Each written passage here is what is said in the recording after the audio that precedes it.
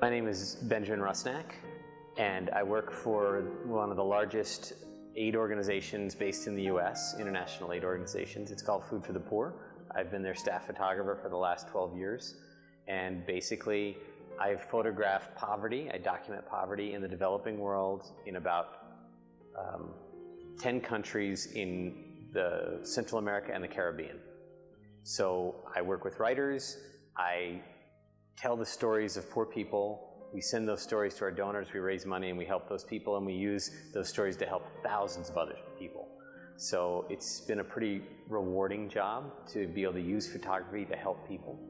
I don't think I ever expected to do it. I started in newspapers in the US and then ended up in this job, and it's been a pretty amazing opportunity. 2 years ago, for the inaugural GUATEPHOTO, I submitted work from the earthquake in Haiti, because that was 2010, and the earthquake had just occurred a few months before the submission date. And so I sent these panoramic photographs that I'd shot on a Hasselblad X-Pan on film, shot after the earthquake. And then I was there about 5 days after, and then I also continued to do work for the next couple months. And so I submitted something like that, and they liked it, I guess. So that's how I got to know La Fototeca. I really hadn't heard about it until another friend, acquaintance, sent me an email. And I thought, well, I love Guatemala, and I come to Guatemala all the time, so let me see what this is all about. Most of my work well, I have two different bodies of work. I have the work that I do for the organization, which is much more standard photography, especially for fundraising purposes. It is what I would call sad child looking at the camera. And that is what touches people's hearts and gets people to send money. And that's why I do what I do. But you can't only do that kind of work. You have to do other kinds of work.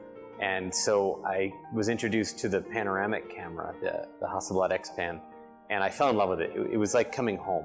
When I picked up that camera for the first time, I felt like I'd just come home, and I started using it to tell a different kind of story about poverty.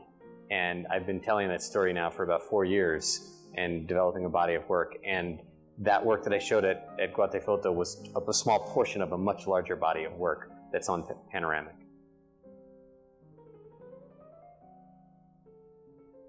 I thought that the inaugural GUATEPHOTO 2 years ago was fantastic. I thought it was a great success, especially because it was built from absolutely nothing.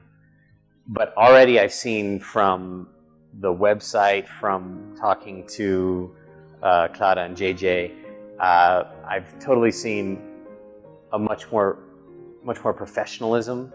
Not that they weren't professional, but they've obviously learned a lot about how to put together an international photo festival. And it's really amazing to see them grow and see the festival grow. And I can see that already, and it hasn't even occurred yet. Yeah, I think I did. I think, there were I did gain something from being part of this.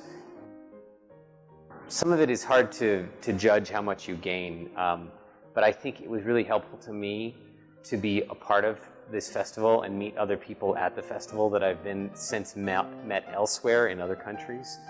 And so you become part of a larger community, I think, when you participate in things like this. But I think the most exciting thing about the festival was, because I've worked in Guatemala for many years, I have other friends who are not involved in photography, but involved in, helping poor people, But they live here, they're Guatemalans. And they came to the festival to see my work and to see all the work. And they were so excited, because what was created here was something that never existed in Guatemala.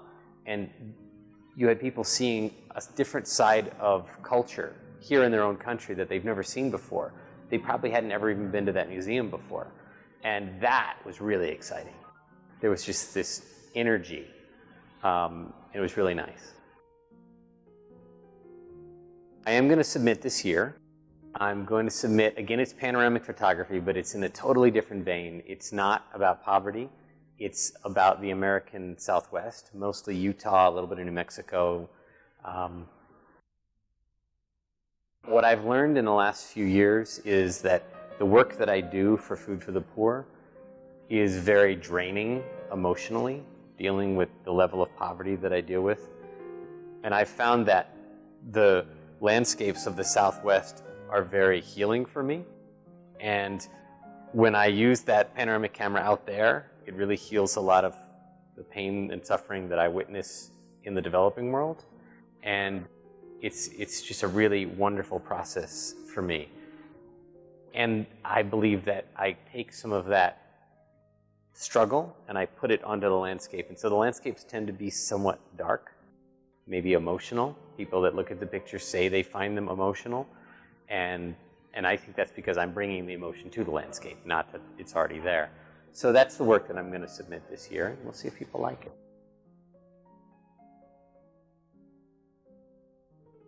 I'm going to definitely continue doing the work that I do, but I'm also going to really pursue this landscape photography on the side. I mean, I think that's something that's where my heart is. So I'm really looking forward to exploring that a lot more.